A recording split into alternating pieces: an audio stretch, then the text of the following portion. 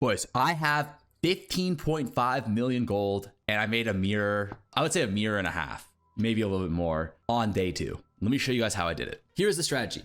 As you can see, I have 16 million gold right here. Okay, how did I get this gold? The way this farm works is essentially you run maps that have a fuck ton of gold in them to the tune of like 250 to like 500k gold per map. You sell their gold maps, what's called a gold Rota, to other players. I did it on this Discord called TFT, and pretty much other players will pay you to join your gold Rota, so it essentially pay you for gold. It's kind of like Castaways and Path of Exile too. And essentially I was charging 6 div per person per 1 million gold.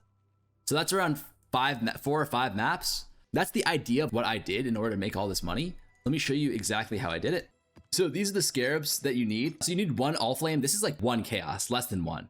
This is very cheap, by far the cheapest part of the Scarab setup. The Scarab setup is actually quite expensive. It's probably like around a div and a half in order to do the Scarabs per map. So it does get kind of expensive. You're gonna need to use 3 of these Ember Ald Flames of Gilded. These are now like 40 chaos each, but when I was doing them, they were 15 to like 25. I think I was paying for these. And then these Bloodlines are also kind of expensive now. I think I paid like 48, but they're going for like 45 right now. And what did I pay earlier? Like 20 something as well. So essentially per map is gonna cost you like 1 div. You're gonna run 4, maybe 5 maps. Again, I was making sure everyone got a mill, so I was running like 6 at maps on average because people were dying a lot, and I was just, realistically, it takes you 4 if no one dies. So these 2 Scarabs essentially just give you a fuck ton of pack size, okay? And magic monsters are the most important because they drop the most gold. I don't really know why. Rare monsters just don't really drop that much gold. Magic monsters just drop a shit ton of gold. I don't know what it is. Then we synergize that with the Betrayal Scarab of All Flame, which just increases monster packs substituted by All Flame Embers. So it essentially gives you all flame packs. This synergizes with the Ember of Gilded, which converts monster equipment drops to gold. So all of these that are getting converted by this all flame are then converting monster item drops into gold. So that's how we get like 300k gold per map. That's the Scarab setup for it, okay? What do we actually want on the maps? So for the maps, you want something like this. I was doing Jungle Valley, but I think theoretically you could also be doing, what is it called? Toxic Sewers. The way it works is on TFT. So this is TFT. This is kind of like a Discord server to like for services if you don't know. So you can find a lot of people who are like selling services here. So this is where I sell my Rotas to other people, gold Rotas in the TFT server, Forbidden Trove. And then you can also find people selling maps. So you find someone like this, they're selling maps, 8 mod Jungle Valley maps. If you do a Regex with quant and pack size, you can get 15 chaos per map, which is like, you know, if you think about, we're spending a div on the Scarabs, who cares for another 15C for the Regex? But as a result, you get maps that are like this, that are 100 plus quant, 60 plus rarity, and then like around 40 pack size is what I was going for. This was like the baseline for what I wanted. So this map combined with these Scarabs, I was easily getting 250k gold per map minimum, so long as, you know, no one died. You have to run this with an Aura bot.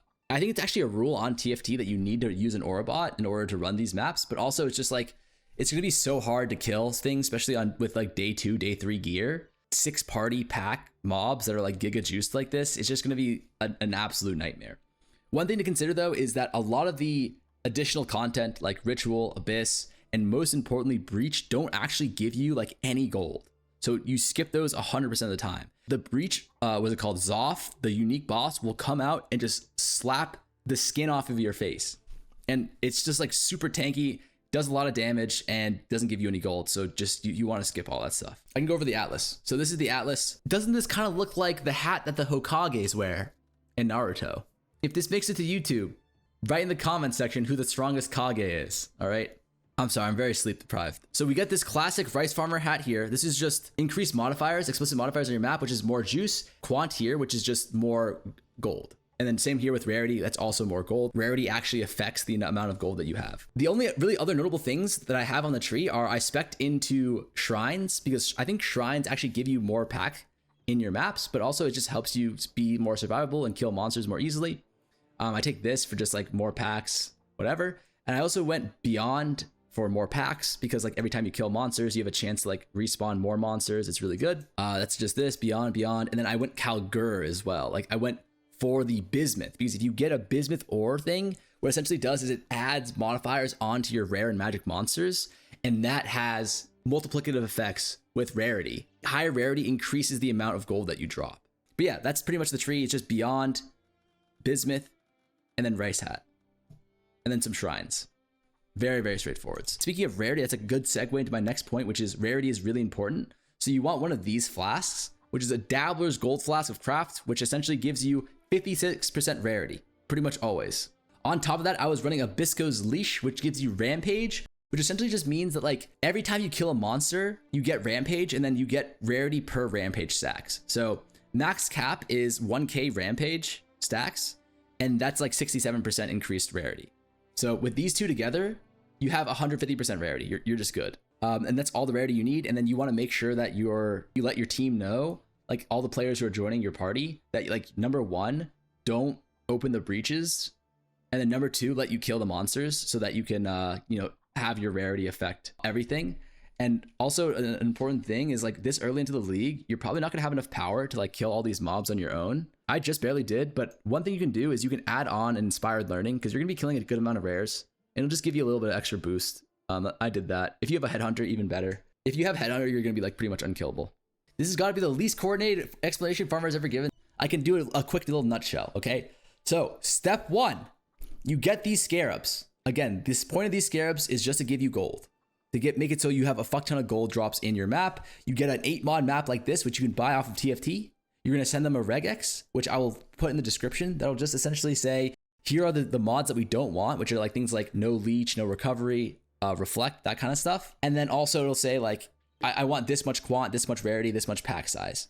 And then you send it to this guy in TFT who's selling these maps with the Regex, whatever here. He will tell you how many maps he has that have those stats and you can just buy it from them. After that, you just fucking make your own post in the gold Rota section of TFT.